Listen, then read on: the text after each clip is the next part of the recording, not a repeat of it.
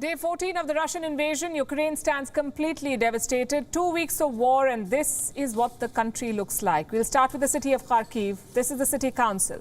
Before the war, this is what it looked like, a majestic building framed by trees. Then it was struck by a Russian missile, and here's what's left of it. Same with the city hall in Kharkiv. Before the war, a towering presence. Now it is surrounded by debris. And Kharkiv is not an exception. This is the story of Irpin, of Kiev, of Yasinovataya. Russian attacks have devastated all of these cities. Their bombs have destroyed government buildings, schools, airports, even homes. What is Russia's endgame? The plan, we are told, was to take Kiev in 2 weeks. This is what Western assessment said. It hasn't happened. 14 days down the line, where is this heading? A compromise, perhaps. There are positive signals coming out of Kiev and Moscow. Two very important statements have been made in the last 24 hours. The first one was from Kiev. Ukrainian President Volodymyr Zelensky has made a major shift. Ukraine is no longer interested in a NATO membership. This is what their president said. Remember, this was one of the biggest bones of contention. Now Ukraine is ready to give in on this front. No NATO membership. Moscow was quick to respond. It said it is not trying to overthrow the government in Ukraine. Both sides now want to talk peace. But how serious are these offers? Is this the making of a compromise? Is Russia ready to end this war? On Gravitas tonight, we will discuss this. We'll start with the details of Zelensky's offer. The Ukrainian president has been applauded for his bravery, for standing up to Russia. But 14 days down the line, he's taking a more pragmatic approach. Zelensky has softened his position.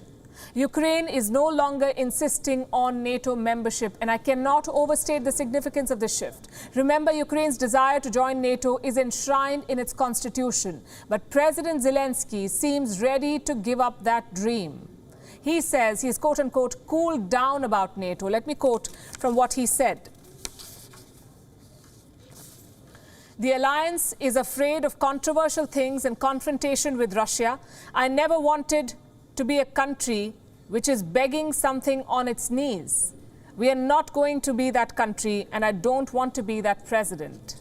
This is the leader of Ukraine, Zelensky. Basically, Ukraine is ready to concede on 3 Russian demands. Number 1, give up membership of NATO. Number 2, recognize Crimea as part of Russia, the area that Russia annexed in 2014. That's Crimea. And demand number 3, recognize the independence of Donetsk and Luhansk.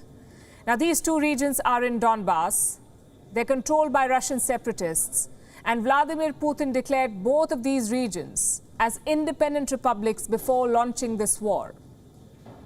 That was more than 14 days ago. Now, President Zelensky of Ukraine says he's willing to negotiate on all 3 points. And this is a very big climb down. What is Moscow's reaction?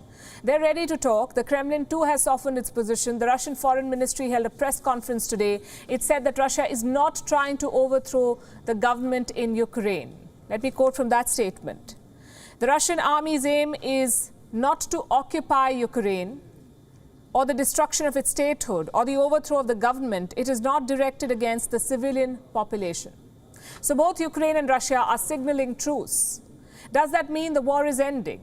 Well, it's too early to say. Russian forces are still in Ukraine. They're still attacking. They're still trying to enter Kiev. Their bombing operations continue. Kiev saw an air raid alert today. Residents were told to rush to bomb shelters. One of the regional leaders sent out a message. This is what it said. Kiev region, air alert, threat of a missile attack. Everyone immediately to shelters. You know when such alerts are issued? When there is a threat of aerial bombing. So far, Russia has not actively used its air force in Ukraine, but that might change if talks fail again. The foreign ministers of Russia and Ukraine are meeting in Turkey. We'll keep track. WION is now available in your country. Download the app now and get all the news on the move.